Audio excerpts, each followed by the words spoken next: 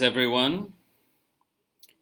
So this is the first office hours video coming to you from Portugal, from our new retreat center in Portugal. Not yet open, but the retreat center made possible by, well, many of you, by this community, through donations and other forms of support. And it's wonderful to be here.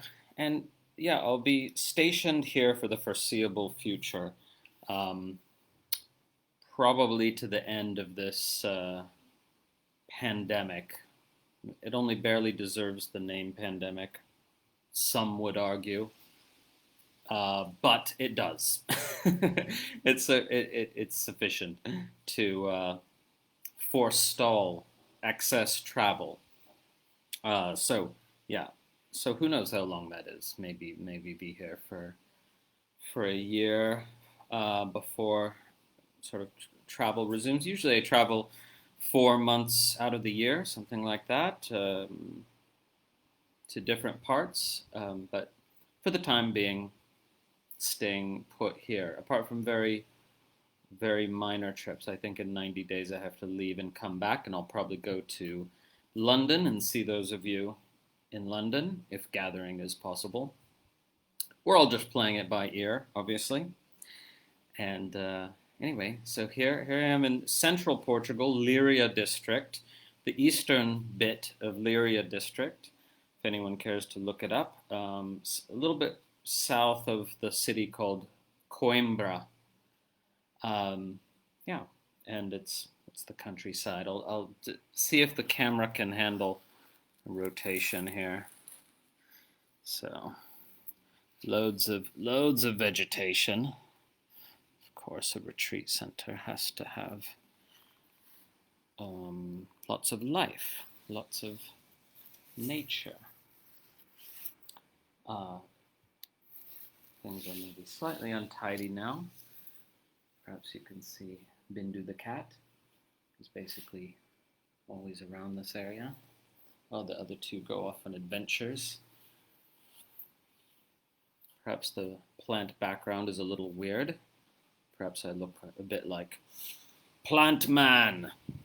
And presumably the background will change. This is just what's happening today. And please let me know if the wind is noisy, but I don't think it will be. Anyway, nice to be here with you all once again. So yeah, for those of you in the Facebook group, I'm not able to be in there quite as frequently right now, but I will be when I can. And some of you are watching on YouTube anyway. And I hope that everyone watching has taken the free Foundations of Tantric Yoga course, because it's probably only going to be free for another couple of months. We've had nearly a year with this comprehensive, in-depth course free, and we thought, we ran into a point where we really needed to generate some revenue because we're running on empty, and then the community gave some donations to keep the Foundations of Tantric Yoga course free for longer, for several more months.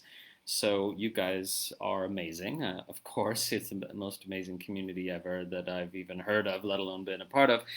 And but yeah, inevitably everything's gonna, not everything, but almost everything's gonna live on a subscription site with a low monthly fee, because that way we can really accomplish all our objectives that benefit everyone in the community.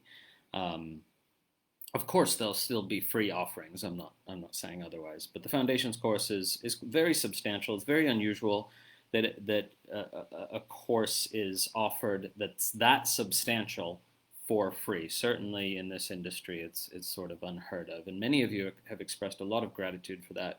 And we were happy to offer it for free for as long as we could.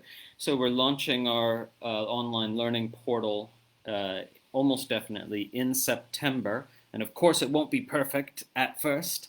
And especially the element of the online learning portal that will replace the Facebook group for this community, that is to say, the interactive Facebook-like aspect of our online learning portal, is taking more time to develop because, as it turns out, surprise, surprise, to to duplicate the sort of functionality Facebook has without the evil data scraping and advertising and everything, is a noble goal and also a big one, a time-consuming one. But we're doing that so again, the highly interactive aspect of our online learning portal, that will be launched at the end of the year, whereas the courses, the curriculum will be launched sooner in September. And as you know, many of you know who've done the free 7 Facets webinar series,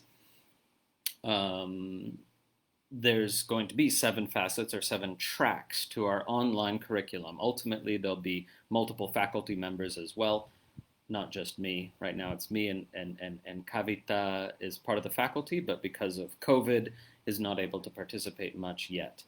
But ultimately there'll be, half a dozen faculty members. Anyway, so those 7 tracks or facets to the curriculum will be launching with 3 of the 7. And they won't be complete, but they'll be enough to keep you busy for a while. So we're launching with awareness cultivation, mantra science, and the view.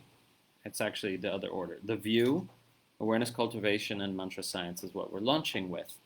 And then we'll develop the other facets as well. So we've got just a handful of volunteers here on site who are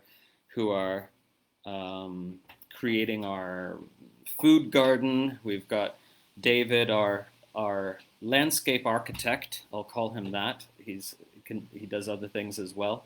And Tyler, who's the chief operating officer, as it were, of Tantric Institute. That title makes it sound like a huge organization instead of just just a few people. What are we? I don't know, a dozen people or less. But anyway, we're almost ready to welcome guests, starting in just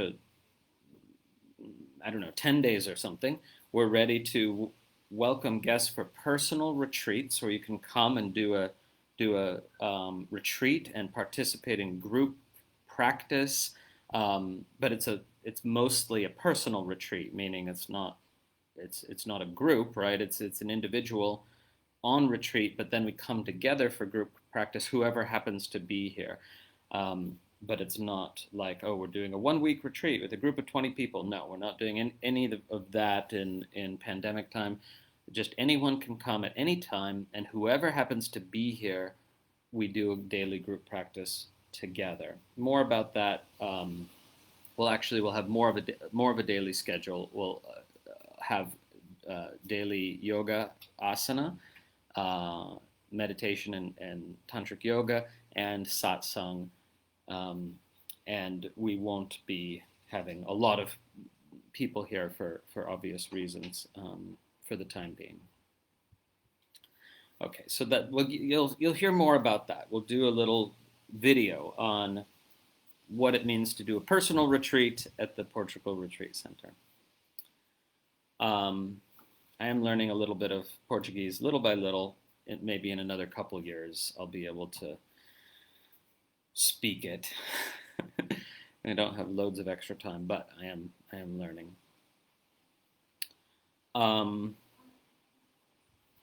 Yeah, okay. So I'm coming to questions.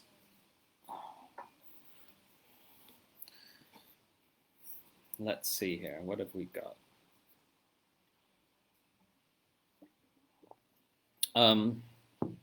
Joanne asks, can the personal retreats be tailored to the individual? Yes. You can come for 3 days. You could come for 10 days, 30 days. And there's different tiers, for different budgets, from like rent our luxury suite. We have one or two of those. Well, they're not really luxury, but comparatively speaking. Or camp out on the land with your own tent and a bunch of tiers in between. Um, and yeah, you can tailor your personal retreat. You could choose to be in silence. You could choose to volunteer, a little bit and help out, or you could choose to volunteer a lot, which means you get a lower price point. You could choose to be more interactive. You could choose to be on your own. Whatever. There's so many options, but like I said, once we get going here, we'll have daily physical yoga practice, daily meditative practice, and daily satsang. Okay. And now coming to the questions posted in the Facebook group.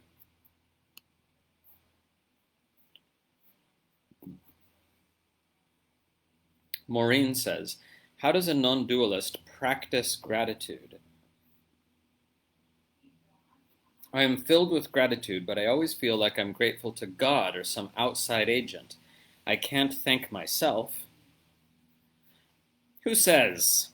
Who says you can't thank yourself? Why not? But, gratitude in a non-dual mode is just not really, it's not really directed. It just overflows, you just feel grateful. You don't need to be grateful to someone, do you? It just overflows, and gratitude flows forth as kindness, as love, as joy, as enthusiasm, as silent tears, in so many ways. And really, in the spiritual life, it's fair to say that ultimately there's not really any distinction between these states that seem distinct to many people. So love, joy, gratitude, those are really all kind of one and the same from a spiritual perspective, I would say. And that's why ananda, this word ananda, so frequently translated bliss, means those other things as well. Love, joy, gratitude, contentment, and so on. So it's great, yeah, it's wonderful to just be filled with gratitude for a specific reason, like the sense of your own blessedness, the sense of like, my gosh, like how lucky I am, how blessed I feel to be on the path, or to have teachers, or to have community, or just to be alive. There can be a sense of gratitude for blessedness, but there can also be reasonless gratitude, just gratitude welling up that doesn't need to have a kind of logical cause. And then you just let it well up and express however it does, it naturally, Okay, so in the live feed, somebody asked, are there animals other than cats? Yes, there are chickens, and they lay eggs, and we eat the eggs because we're not vegan, and our chickens are happy. And yeah, you'll see, we're getting some chicks soon, so you'll probably see video footage, possibly ad nauseum video footage of little chicks running about. That's it. We might want to get a goat for goat milk. None of us have actually ever owned a goat, so we're not sure what we're getting into there. Okay, another question in the live feed, not about the center. Sangito in Brazil asks,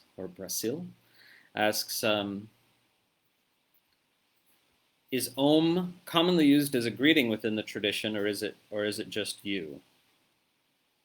Well, I don't use it as a greeting. I use it as a closing. I use it as equivalent to Amen, but not just me. No, other teachers do use Om as equivalent to Judeo-Christian Islamic Amen or Amin. a kind of closing word that means sort of so be it, or an affirmation. So that usage is known in the tradition. It's just not common these days. But yeah, Om is the word in Sanskrit for yes. Like in Sanskrit dramas, it's the word that's used for yes or so be it, or can even mean sort of as you wish. If somebody's the king makes an order and so he says Om as you wish, my lord, sort of thing. But of course, in the spiritual context, Om transcends its semantic value. But its semantic value is also important. It's never mentioned in modern yoga land, which, again, Om means yes. It's an affirmation. Ultimately, it's an affirmation of the whole of existence, of the whole of life, of consciousness, of being. So that's, I think, significant. We don't want to just say, oh, it's just vibration. It is that, but it also has a meaning.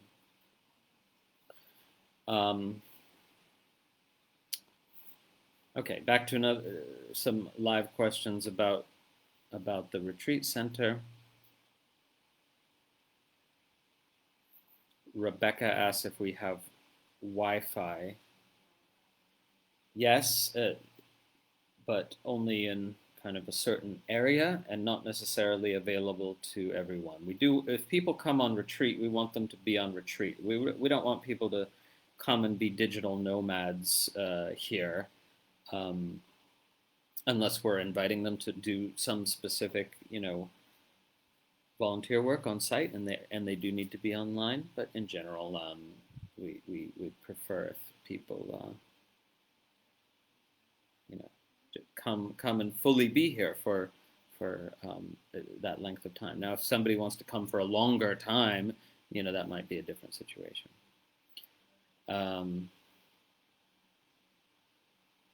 Okay, back to the questions that were previously posted. Felipe says, in what context has Hatha Yoga flourished within Tantric traditions? Was it to strengthen the physical body, nadis, etc., in order to create space for the huge influx of energy of the other meditative practices, or facilitate being with whatever arises? Well, Hatha Yoga didn't flourish within Tantric traditions until the post-classical period, and even then, it didn't. I mean, one wouldn't say it flourished in the Tantric traditions at all, because Hatha Yoga. Okay, this is complicated. Hatha Yoga absorbed a whole bunch of material from the tantras, and Hatha Yoga works will frequently use this phrase, oh, this teaching or this practice is taught in all the tantras, or is a secret from the tantras. So the Hatha Yoga tradition is self-consciously drawing on the Tantric tradition, but not only the Tantric tradition, it's drawing from other sources as well. And the fact that Hatha Yoga absorbs so much from the Tantric tradition has led to the mistaken impression that they are compatible forms of practice, and in a way they're not. So Hatha Yoga practice tended to be, and still tends to be, sort of masculine, both in the sense of very, very much dominated by male practitioners, with very few, if any, female, well, no, some, but very few female practitioners. And also masculine in terms of like the approach of the forceful, hardcore, no pain, no gain, approach to yoga. Hatha itself means force. You should force the kundalini up the central channel. You should force your tongue, the tip of your tongue, back in your nasal pharynx, and to get access to the amrita. So obviously the perspective I'm giving is a critical one, and Hatha Yoga practitioners wouldn't necessarily say exactly the same thing, but Hatha Yoga scholars do. They admit, yeah, this is a tradition about a forceful tradition. It's different from Tantra yoga practice, which is more sort of, I'm uncomfortable with these gender stereotypes, but it's more stereotypically feminine and soft in terms of it's gentle, persistent effort, not hard, forceful effort, which in the tantric view tends to reinforce the ego. So I would say, despite the fact that people today are billing themselves as tantric hatha yoga teachers, I would say that tantra and hatha yoga are, in most forms, not compatible.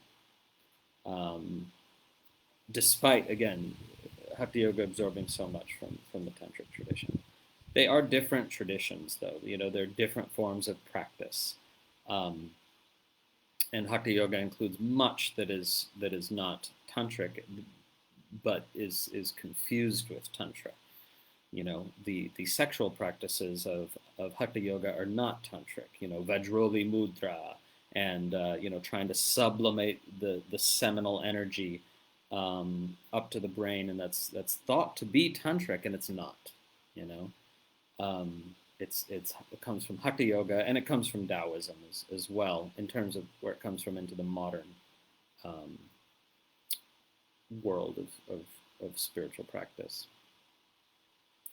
So let's see, what was the rest of that question? Oh, so, this Hatha yoga did originate in a tantric context, even though it diverged, quite strongly from that context eventually. But it did originate in a tantric context. Okay. One second. I'm doing a live video, you guys. Sorry. Sorry. I should have told you. That's okay. Sorry. Who's there? That was David I told you about earlier, the landscape architect. Well, you can if you like. You can if you like. Appearance. Right, that's David. Look, he's going to do yoga. Teaching class right now. He's going to teach yoga. I'm going to teach yoga right now. This is the free community class. Yeah. Okay, so I'm clearly not entirely synced in myself.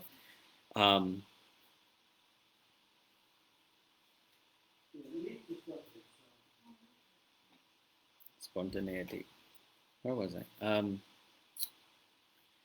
Hatha yoga did originate in a tantric context. Our earliest evidence for tantra for hatha yoga is actually in a tantric Buddhist text, and this is being currently studied. It's about to be published, this work, and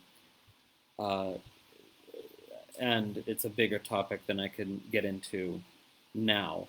But what was the reason for hatha yoga originally in the tantric context? Well, people who've studied it much more closely than I are going to publish on it soon and explain it much better. It seems to have had something to do with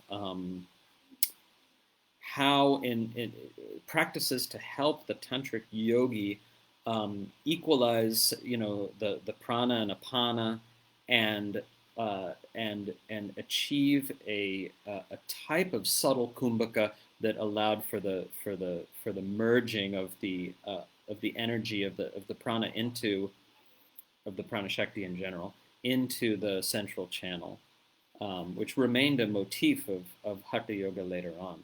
But it's something that overlaps between hatha yoga and tantric yoga. This idea of fusing the energy of the two side channels, in which apana and prana move, into the central channel. So that was a kind of starting point for hatha yoga within tantra. And then, like I said, it diverged and absorbed influences from other non-tantric sources, including these ascetic, renunciatory, sort of self-mortifying, self-flagellating kind of practices that are not tantric. And hatha yogis even today do these intense bodily mortifications that are not at all tantric. Okay.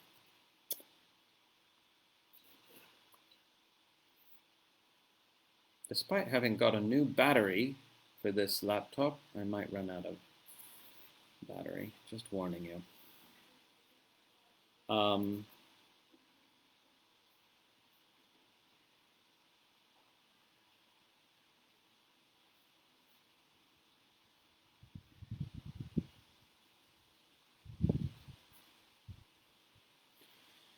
In the live feed, Lynn asks the question, does enlivenment of personal energy always go hand in hand with non-dual awakening?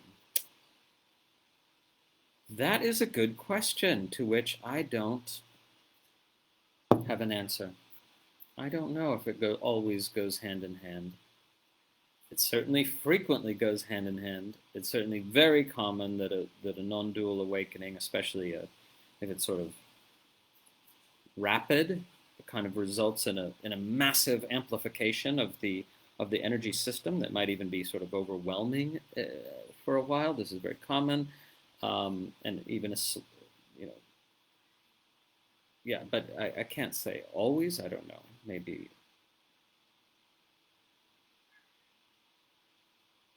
not. But one thing that is important about this question is if you think you're having a non-dual awakening, but it's very transcendental. It sort of leaves the body behind and doesn't activate the feeling of aliveness then in the body, then maybe it's not really a non-dual awakening. Maybe it's another sort of awakening. This is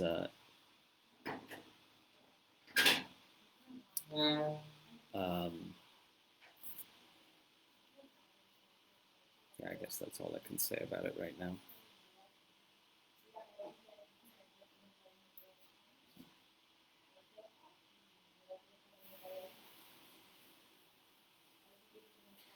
Joanne asks about time.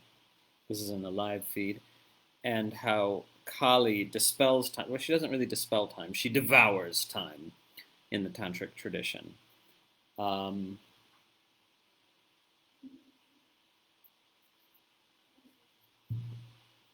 But also there's this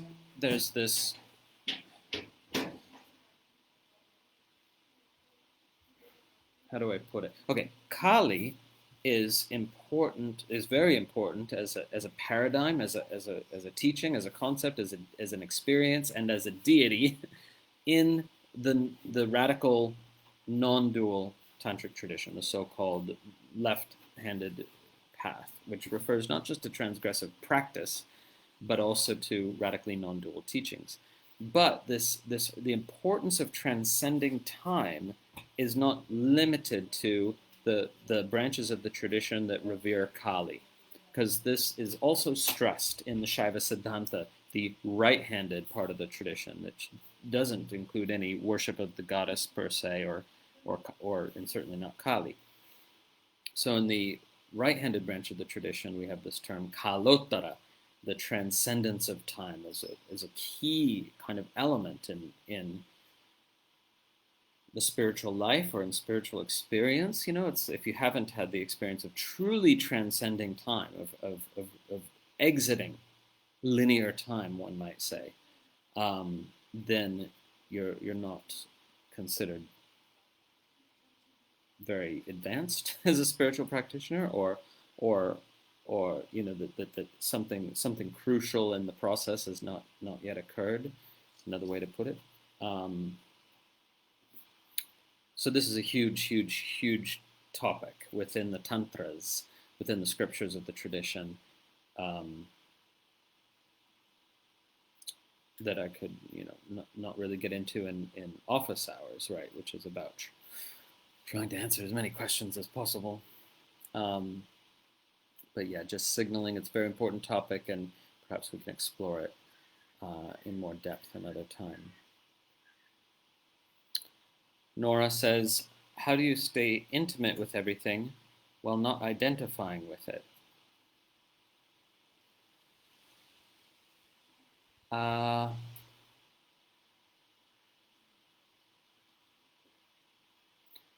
I don't know. I mean, often you guys ask how questions that really the question is really about a kind of phase or stage in the spiritual life that unfolds spontaneously, that there isn't really a how, other than, I mean, the answer to all how the answer to all how questions is keep going. Just do the practices, keep going on the path. Everything sorts itself out. And, so people ask specific how questions about this and that. Sorry, not meaning to criticize your question, Nora, but many people, not just you, ask how questions about this and that. But it's all stuff that works itself out on the spiritual path. You just keep absorbing the teachings, doing the practices, and it all works itself out. You find yourself intimate with everything without identifying with it. And if somebody asks you, well, how'd you do that? Well, it just kept marinating in the practices and teachings, and here we are. you know. So it's important, though. I'm not just trying to sidestep the question. It's important to understand that the tradition does not sort of give us strategies to accomplish this and that in a piecemeal way. The tradition is aimed at liberation, as a result of which everything else that you could possibly want it happens. And a lot of stuff, of course, that you thought you wanted just falls away.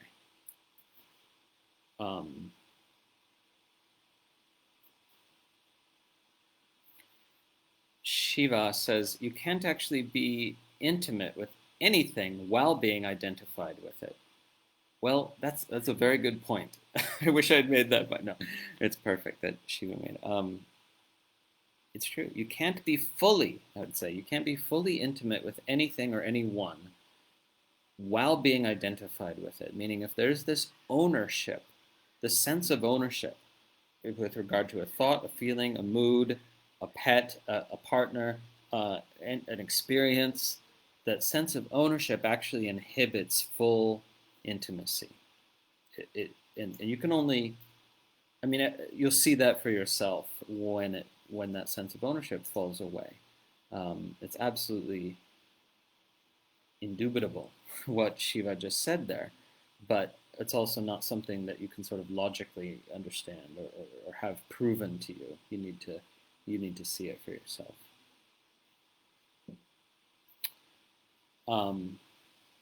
Back to the earlier topic of transcending time or exiting linear time. Renee says, how do you know if you've exited linear time or just had an episode of psychosis? There's no possibility of confusing those. An episode of psychosis is extremely, there's agitation, there's overstimulation, there's a lot going on, there's oversignification. When you exit time, there's none of that. When you exit time, when you transcend time, you're in this infinite, spacious, timeless, full nothingness or nothing. It's impossible to describe, right? But there's none of the elements of a psychotic experience are present in the transcendence of time.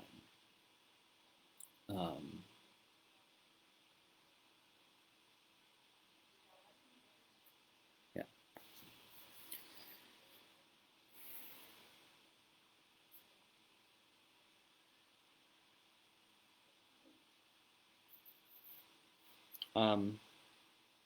Annie says, practice is agreeing with the earlier point.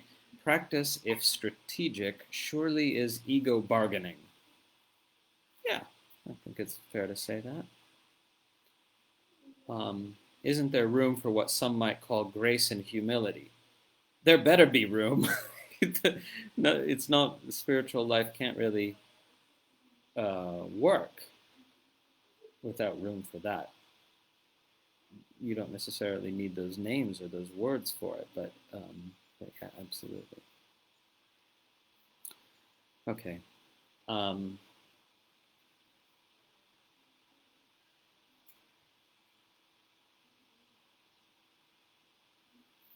At this rate, I won't get to the questions posted previously, but maybe that's okay. There's a question in the live feed. Is realization of and practice with Sushumna Nadi essential to Kundalini awakening, or is it one of a host of means for Kundalini awakening? Context. I experienced some Kundalini-like phenomena in meditation via other practices of attention or envisioning, but there seems to be a block or incapacity to my fully accessing the central channel energy. It's this sort of question is is ultimately academic, even though it sounds experiential, because what do we mean by Kundalini awakening? There's no agreed upon definition for that. So we can't. Therefore there's not going to be any definitive answer to the question.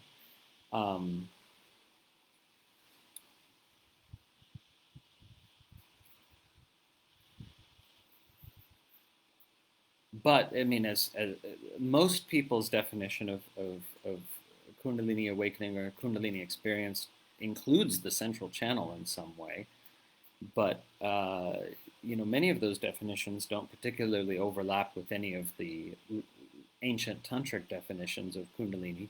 So the term has become in some sense a floating signifier for spiritual awakening that has a strong energetic component in which the subtle body or energy body is strongly activated in some way, or even the physical body. I mean, the lines are all blurred in this sort of experience.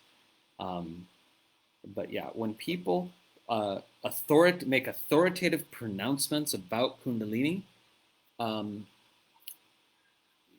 they're either professional bullshitters or they're confused about the fact that this is not a term with any agreed upon definition, either traditionally or in the modern period. So I just think there shouldn't be authoritative pronouncements about this is the way it is vis-a-vis Kundalini when we don't even have an agreed upon definition of what that term is referring to.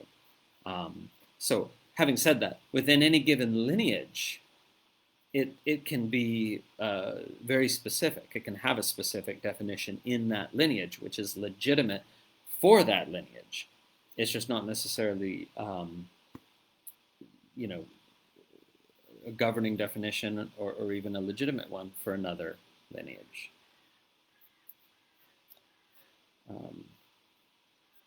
Okay.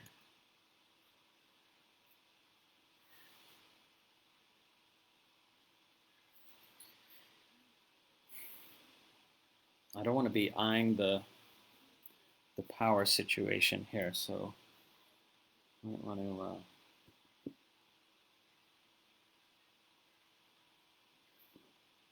I want to take a pause to get it hooked up. So bear with me, y'all.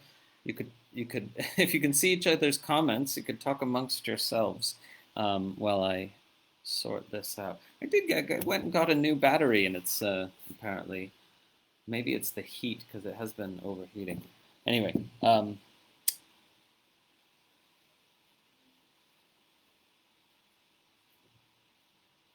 Be right back.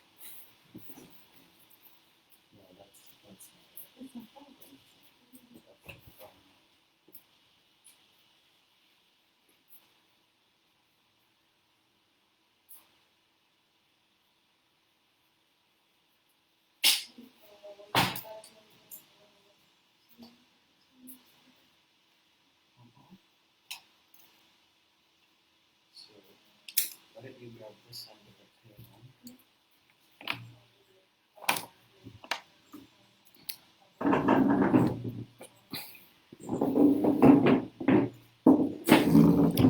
Welcome to Amateur Hour.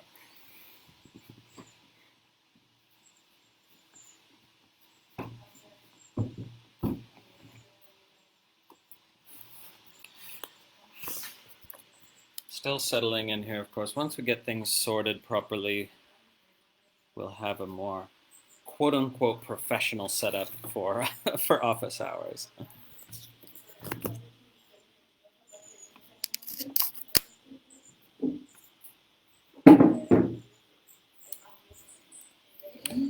Or a more consistent one, at least. Okay, now you see the view, and I'm all dark, so that's not ideal, is it?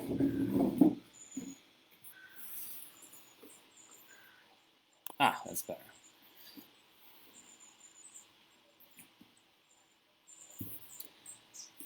Thank you for your patience. Good thing this is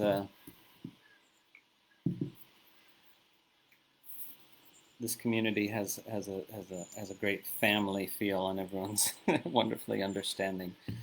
Family in the good sense of that word. Okay.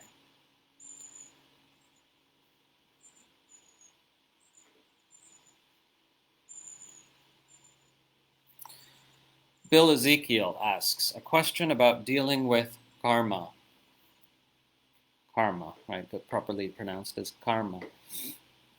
You had stated earlier that it wasn't an issue in non-dual Shaiva Tantra because traditionally when one starts, when one is initiated in non-dual Shaiva Tantra, all pre-existing karma is dealt with in the initiation ritual.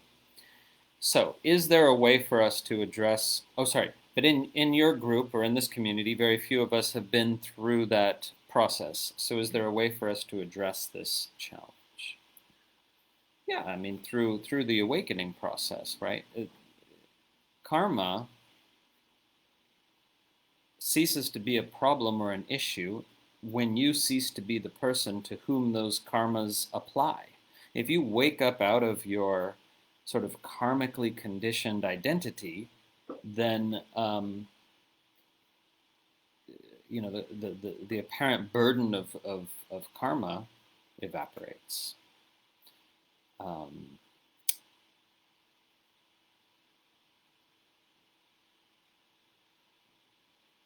Now that's an easy statement to misinterpret.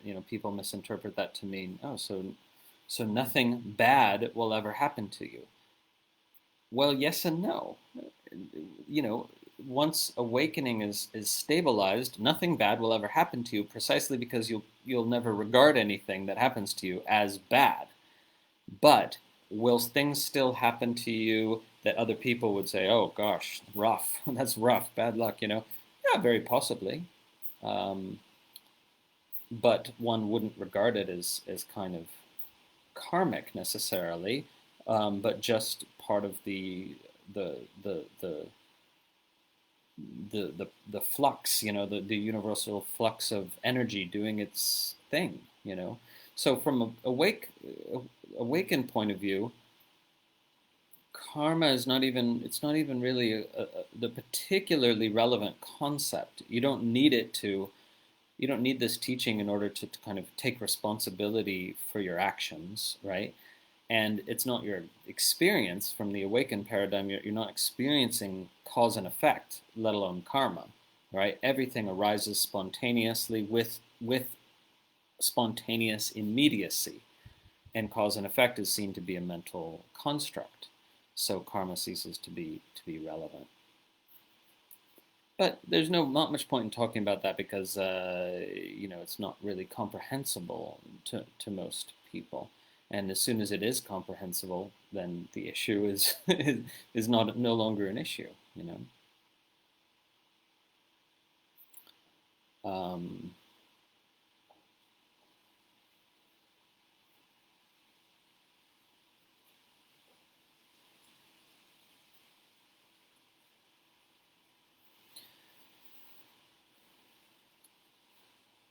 did that answer the question? Yeah, I think that's good enough for now. Um, Twyla, I don't know if I'm saying your name right. Says, I'm looking forward to the forthcoming start of the 4-year tantric course. Do you have an update on when this will start, registration, prerequisites, etc.?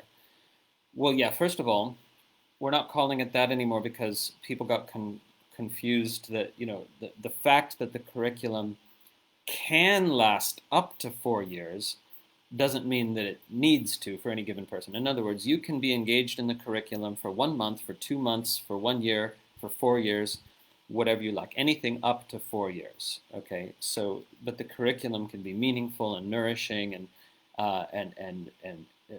sensical, even for 2 months or whatever. So because you're starting at the beginning and you go as far and as deep as you want to. So yeah, we're just calling it the Tantrika Institute curriculum, I guess, and it's in 7 facets, and it can last. It could take 4. Well, actually, it could take 6 years for you to complete it. There's 8 years if you're going really slow because you want to. So 4 years, we're just going to throw that out. That's not actually a useful descriptor at all. The original point was that it'll be more or less equivalent to doing a bachelor's degree in tantric studies, although of course less academic and more practical. So yeah, that's what we're launching in September. It's again just the beginning of it, but we're launching the beginning in September, and it'll build from there. Prerequisites are only the foundations course, Foundations of Tantric Yoga, the free course that most of you have done. I think almost 9,000 people are enrolled for it now, but that number is maybe not as impressive as it sounds because it turns out that like a quarter or more of the people, maybe a third, just registered and didn't actually do the course. So, but they'll need to do it if they want to be involved in this longer term curriculum.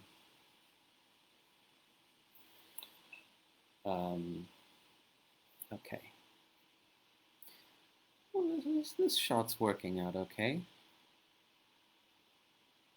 Of course, here also, people could walk by. I'll need to come up with something else.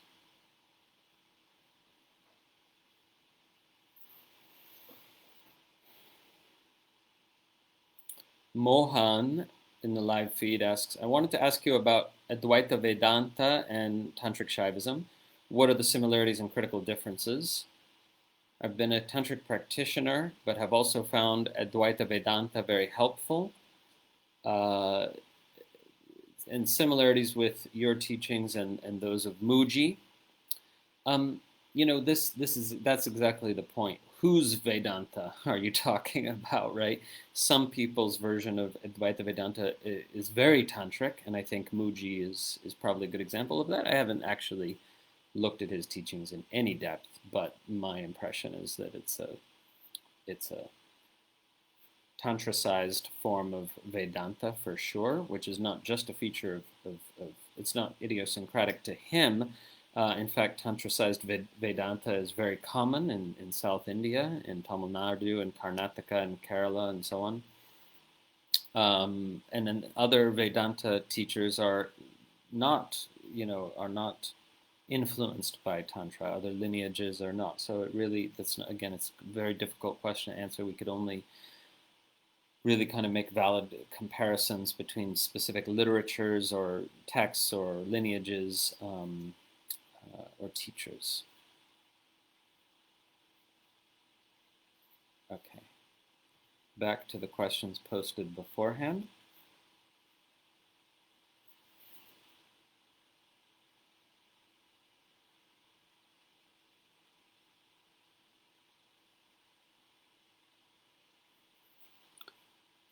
Someone asks about the new book Transcend by Scott Barry Kaufman. Seems to be a great book. I've only glanced at it. I haven't read it, but it seems to be a great book despite the title, or rather the word transcend is being used in a very different way here. So Scott Barry Kaufman, he's the sort of inheritor or successor, one might say, to Abraham Maslow, who's really studied Maslow's work in great depth and is taking it a step further. And there are some important overlaps between this Maslow-based teaching and the tantric view. So seems like it's a good book. But moving on to the next question. David Gomez Correa says, in the Foundations course, you state that it can be counterproductive to mix practices from non-tantric yoga with practices of tantric yoga. Could you specify which practices or kinds of practices wouldn't be compatible with a tantric path and why?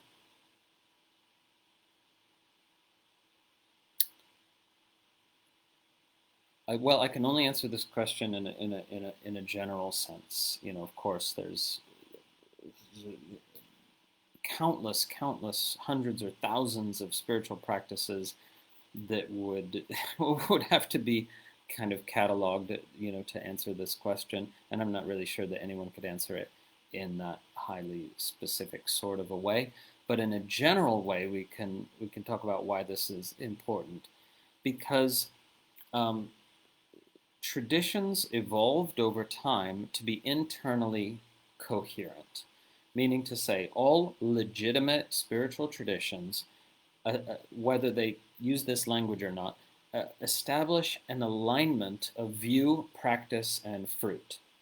So, view is the spiritual philosophy or teaching on the nature of reality and the nature of consciousness, nature of self, and so on. And um, the there's so many different ways to language, you know, the nature of reality, which is ultimately ineffable, right? Not describable in language. So there's so many different kind of strategic angles of approach to, you know, because all spiritual teaching, all spiritual philosophy um, is heuristic. I mean, it's meant to accomplish something rather than be a perfect descriptor of what is, again, undescribable. So the kind of pedagogical strategy embodied in the language of a spiritual tradition needs to dovetail with the practice regimen, with the way practice works, with the way it's prescribed, with the way it's structured, right? So traditions that, again, evolve without, you know, kind of uh, um, traditions that evolve freely and have free reign to kind of develop themselves um, uh, always eventually, I mean, they either dissolve or they eventually develop this internal coherence of view and practice and fruit, meaning result, right? What you're trying to actualize, or we could say the version of awakeness, or the flavor of liberation that that particular path is aiming towards. This is a complex topic because, you know, people tend to assume all paths lead to the same goal, and that's not the case. And I'm going to try to outline this in some detail in an article, in a blog post that'll probably be a Near Enemies blog post on all paths lead to the same goal. But anyway, the point is that in a given tradition, let's say, you know,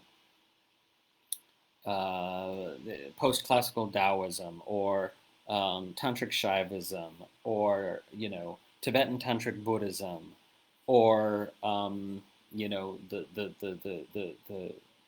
the Sufi path of a particular order, you know, like the Chishti order or whatever. In each of these cases, you have a system that's been developed that can really accomplish what it promises if the practitioner is dedicated enough, and that works with a very delicate balance of internal coherence. View and practice are melded in such a way as to actualize the fruit, the goal of the path, in direct experience in this lifetime. Okay? Now, if you mess with that balance, if you mix stuff together from other traditions, you've now entered into completely unpredictable and unknown territory. And anything's possible. Sure, maybe you could, by extraordinary luck, you know, things crystallize in such a way that that you awaken and stabilize your awakening and integrate your awakening and become fully liberated in this lifetime. But it's far from likely. Okay, so this is addressed, you know, in some prior posts in the group that we could revive. I mean, that's quite a controversial topic. But essentially the logic goes like this: if you could create your own map, your own version of the path, your own map to awakeness, then you wouldn't need a map at all, right? You'd already be awake. If so, the point is you can't actually, because you don't know until you've traversed the territory what's compatible with what and why, and how how that whole delicate balance of view and practice works in an internally coherent system. Okay. Um, Now, for a very advanced practitioner, yes, they can recognize, oh, this practice in this other tradition, which has come my way not by accident, perfectly fits in. It can go click into the structure that I'm working with. But you have to be, a very experienced practitioner to be able to tell that that's the case accurately. So, from a traditional point of view, if you engage in, you know, bricolage, that's a French term, tinkering, kind of putting stuff together as you like. From a traditional point of view, you're virtually guaranteeing that you won't that stabilized and integrated awakening is not going to happen in this lifetime. But still, it's not a guarantee, right? Because anything's possible, and it could all magically click. It's a very important issue. Um, this is not to say that you can't combine things from different traditions, but you would need the guidance of a very experienced teacher to say, okay, yes, this can work. You can bring in that one from over there. It's gonna work, because they have a perspective that you don't have yet, having traversed more of the territory. Um, so if you don't have a trusted, experienced teacher to consult with, who can advise of what's compatible with what, then um, to venture outside of a single coherent system is to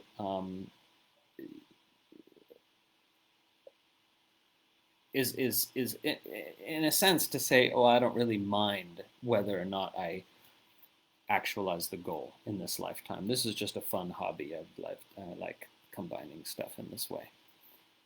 So that's not necessarily true for everyone, and I'm sorry if that offends some people. But what to do? I'm just trying to communicate the traditional understanding of this topic as best I can. Um, so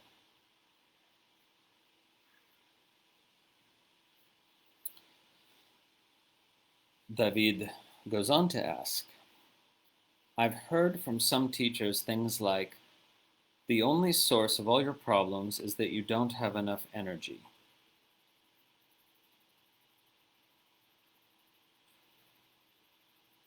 I would be skeptical of those teachers personally. Or that the more amount of energy you have, the easier it will be to be aware and go further in your spiritual path.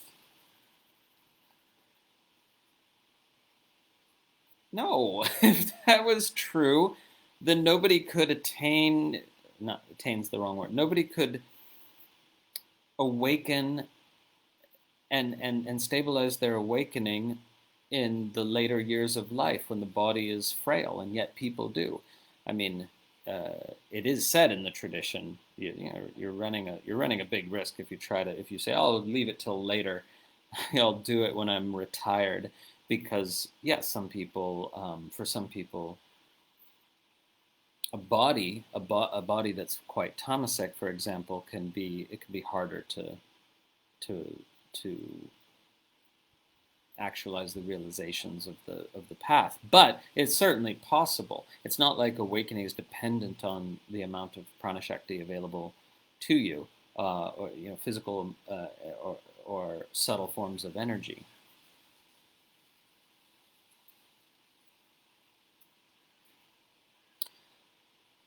Okay, so actually, this question. It is getting to that point in the group, you guys, in the Facebook group, where we are very, very frequently seeing questions that have been, fully answered in blog posts or in previous threads and stuff like that. And it's certainly the case that as a teacher, I can't keep going on reinventing the wheel, answering the same questions over and over. So ultimately, what we want is a sort of, you know, body of writing that you read before you ask questions. But, we don't really have that yet, so I'm not criticizing the questioner. But yeah, please read the blog post. What is it called?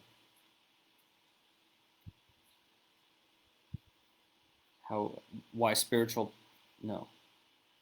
why self-improvement does not lead to spiritual awakening. I don't know, something like that. Florentine will know. So that'll clear up this important question for those who haven't read that yet.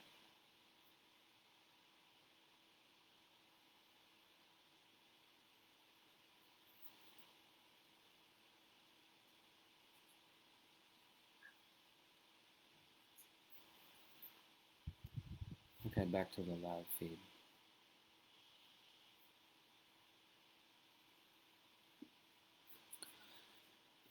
Really, the best thing is if I just accept I'll never be able to answer all the questions. That's a more relaxed scenario.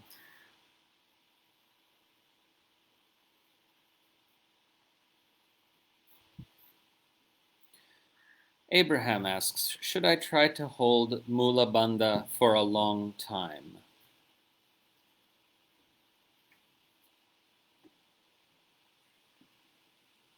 Okay, so please, this is very important, you guys. Never ask a practice question without providing the context of what you're trying to accomplish and why. So in this question says, should I try to hold Mula Bandha for a long time, like several hours a day? No, not. I mean, why? Why would you do that? He says, to help energy rise up my body. Why do you want to do that? And then he asks, is it a good practice?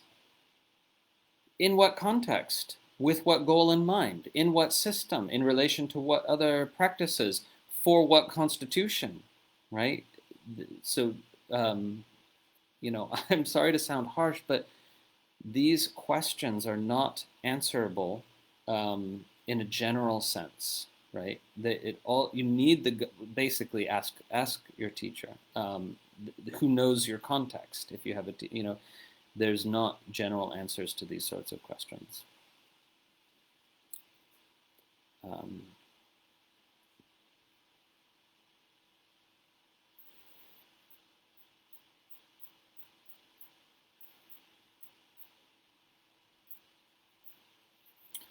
Murad says, wouldn't it be useful if there will also be a near enemies post or webinar about mediumship and people who predict the future and look into the spirit world?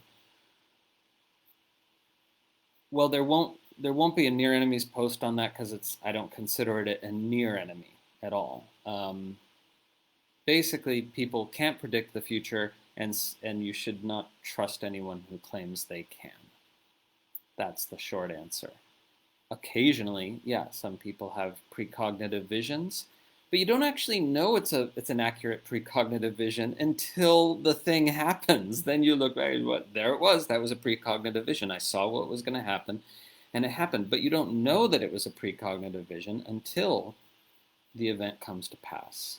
And people who claim they can predict the future accurately or reliably, that's just a con, you guys. I'm sorry to be. It's a hell of a lot quicker and more concise to be blunt. So I'm going with that more and more these days. And if anyone objects to it, you better look elsewhere because it might get more so.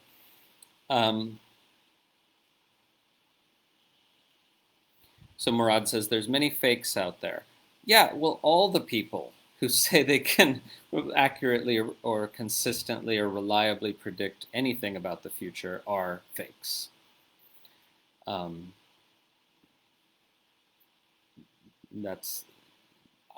think that's just true. You can call it my opinion if you like, and if you don't like that view, that's perfectly okay. But it's a view. There's nothing. You have a lot to lose by believing the opposite.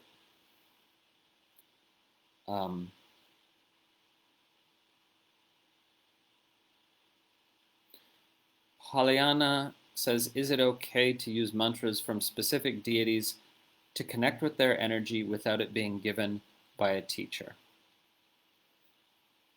In general, no. In general, this is not a good idea. Sometimes a mantra chooses you, and it's very obvious, and it comes alive within you, and it wants you to repeat it or work with it. But in general, this is not, you guys, it's not a DIY thing.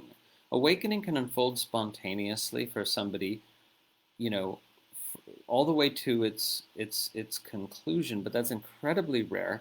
And someone for whom awakening is unfolding spontaneously without need for a teacher also doesn't need mantras and deities and practices. Okay, so if you're working with those tools, they have to be. You can only learn about those tools from somebody who has successfully worked with them.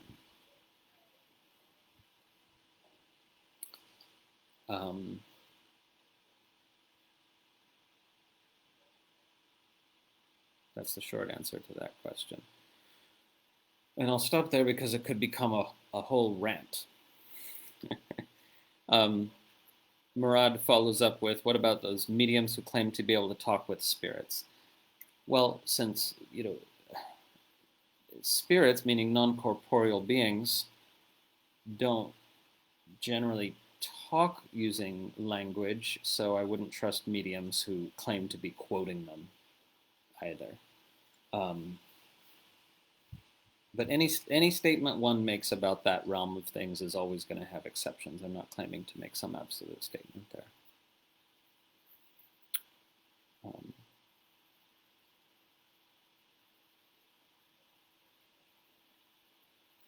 Jared asks, I'm new to Tantric Yoga. I'm starting to read a book on the teachings of Ramana Maharshi. Would this help or confuse my understanding of the Tantric traditions?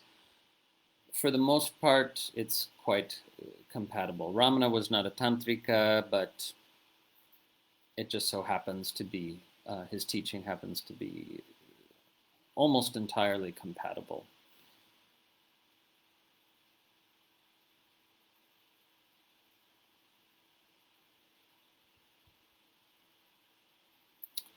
Okay. Well, it's about time to, it's almost time to wrap it up. I'll do a few more questions. See, I think the Zoom webinar format is a bit more fun because we can hear some people's voices, we can see people's faces. That this kind of Facebook Live, I'm just reading out your questions. So it may be that we'll just discontinue this format because it's so much better for community. I think if we see each other and hear some voices other than just mine, and that's been really fun on the Zoom webinars. If you're not in the Near Enemies Zoom webinar series that's free, please join that because it's been absolutely wonderful, much more than any of us suspected, I think. And it's community building, and we have more than 200 people on each call, and people get to ask questions live and out loud and get to see each other as well. And that's just, I think, a much better format.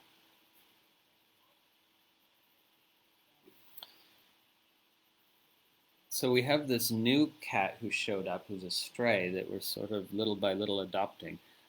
Beautiful cat, striking light blue eyes. The folks here named him Simha. He was just here, but no, I can't show him to you. Back to the questions. Felipe says, on vegetarianism or veganism. Not my favorite topic, but I'll take it. What does the tradition say about eating meat? Nothing. Sorry. There's that saying that once you eat meat, the animal's suffering is absorbed by you. I certainly don't disagree with that. But isn't suffering just another experience we need to digest and integrate? Well, yeah, but why would you take on more than you need? ultimately, the Tantric tradition doesn't have guidance on this per se. I I think it's morally problematic to contribute to the suffering of conscious creatures. So then the question for you, for any one of you, is, how do you decide which creatures are conscious, and have the capacity to really suffer, the complex nervous systems, whatever your criteria are. Um, and also, humans are evolutionarily omnivores, and some humans don't flourish on a exclusively plant diet.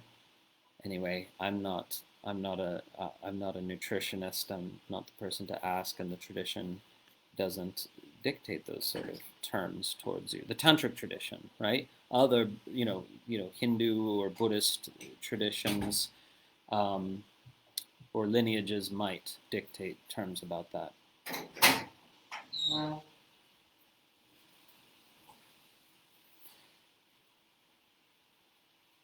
Cameron says, is there any discourse regarding why some tantric gurus have successors and others don't? Some appoint successors and some don't.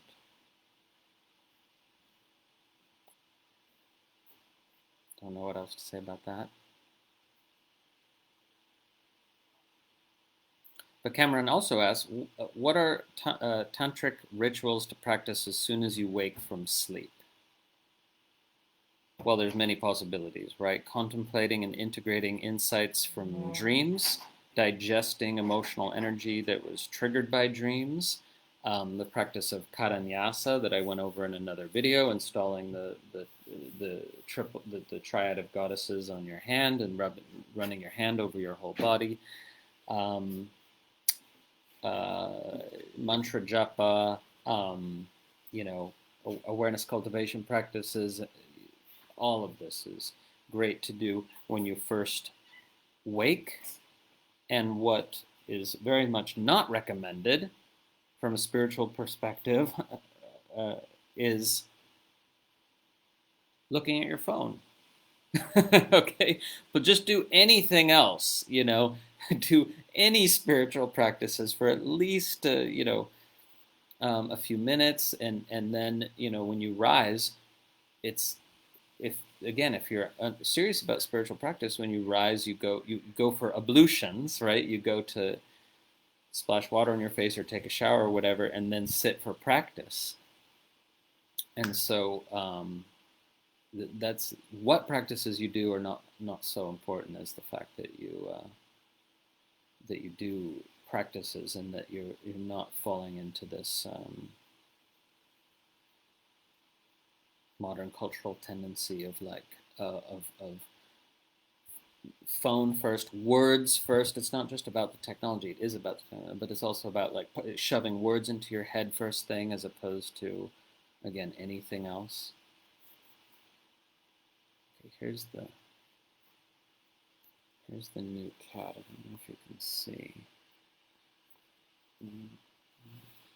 Oh, there he is. Anyway, you can't see how very beautiful. It looks tiny on the screen.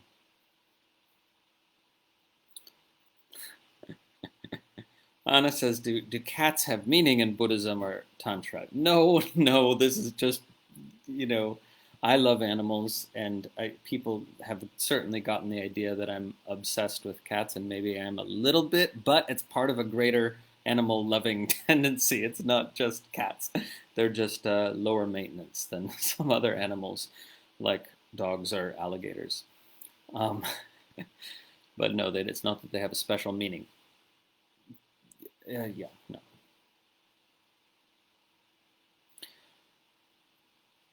Jean says, what is your opinion of the veracity of Vedic astrology readings?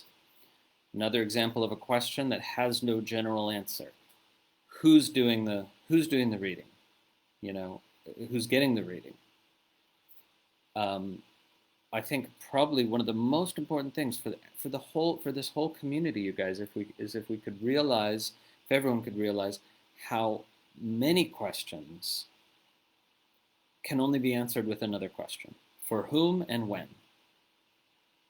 Okay, so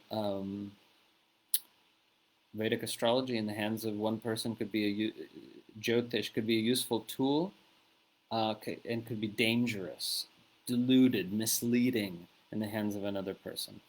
And it's not inherently, it's like fire. You can use fire to cook food or burn down a house. So many things are like that.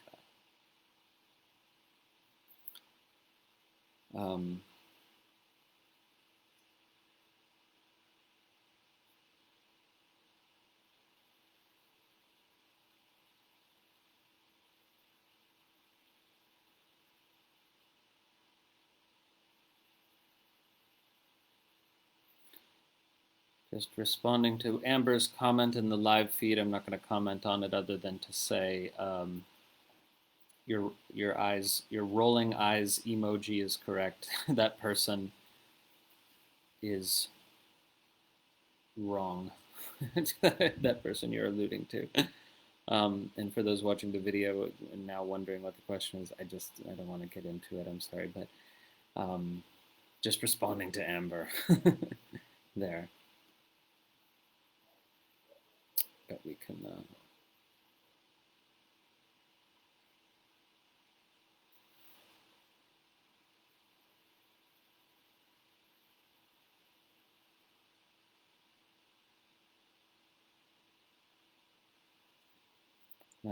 Let's end with a question I can answer, if there is one.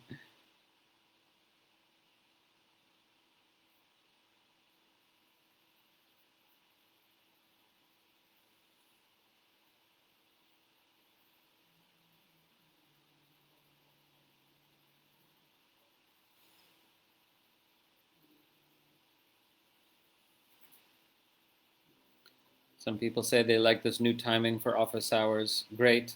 I'm sorry it's not good for the Australians. Don't mean to leave you out, Australians, but we can't. There's no time that's great for everyone, um, at least in terms of clocks and calendars. Majda, sorry if I mispronounced your name, asks about lucid dreaming and conscious dreaming and dream yoga.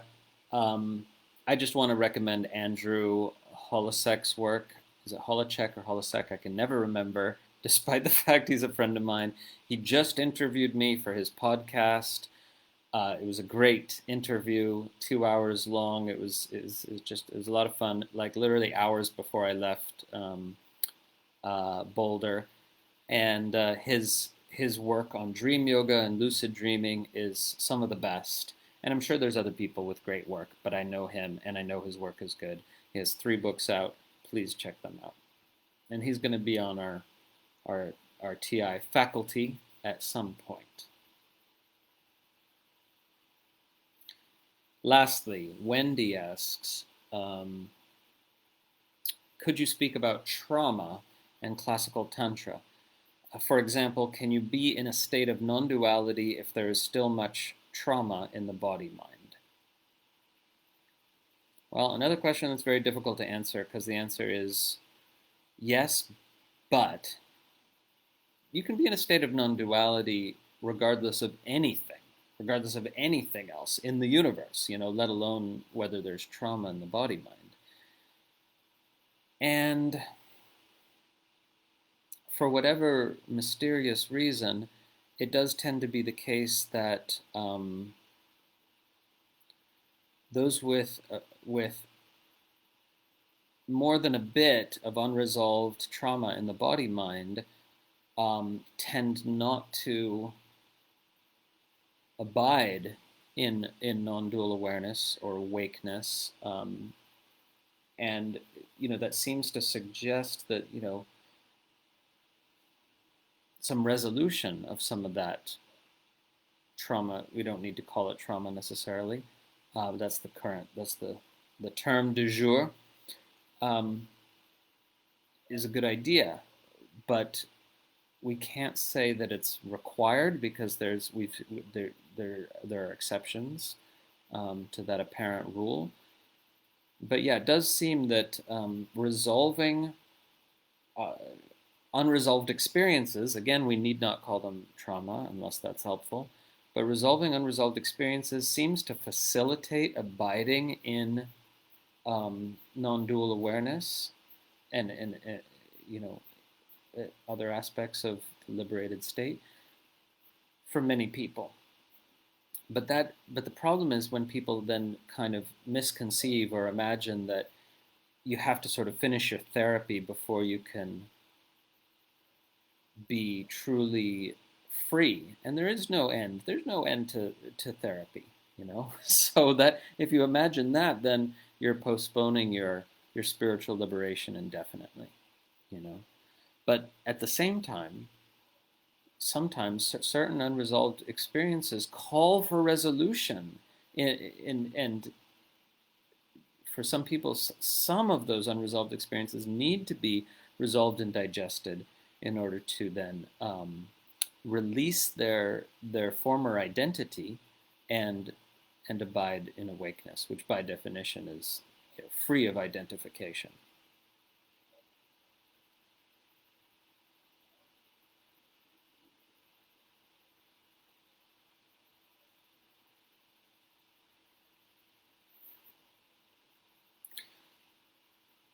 Well, that was going to be the last question. I was just Sean says, when will your books on the VBT and Tantra Sada be coming out? I don't know. I mean, really, to be honest, you guys will have to let me off the hook for a few months. Um, if these books are really going to get published, I've got to really kind of focus on nothing else for a couple months to gain the momentum needed. Um, but it would be wonderful to finish more books.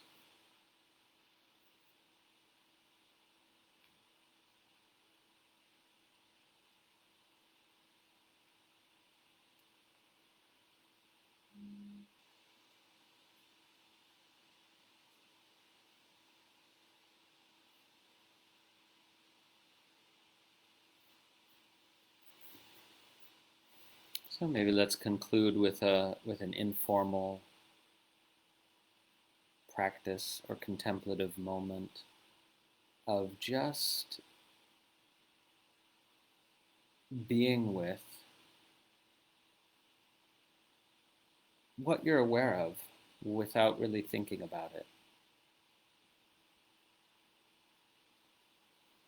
right? So right now, maybe you feel a sense of connection to this community, those who are on the live call right now, and those many more who watch these videos and who participate in this community in one way or another. It's nice to feel that connection. Presumably you're aware of your own body. Hopefully you're aware of your own body right now. And just let your awareness expand to encompass the whole of the present moment.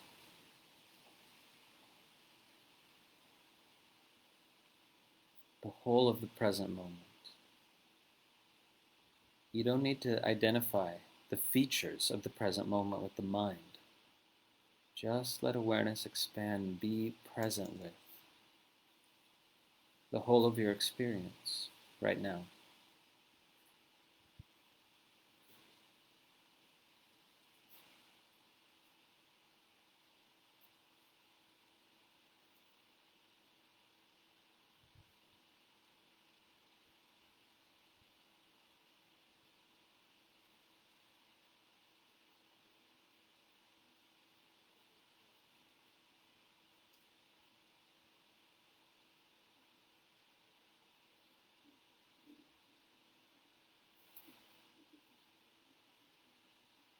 Om.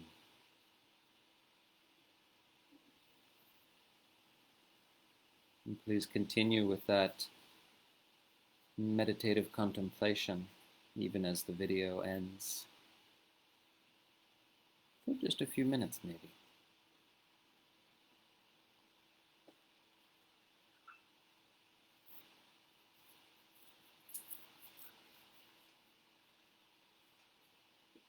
so wonderful to be with all of you. And look forward to seeing many of you on Saturday for the next live webinar.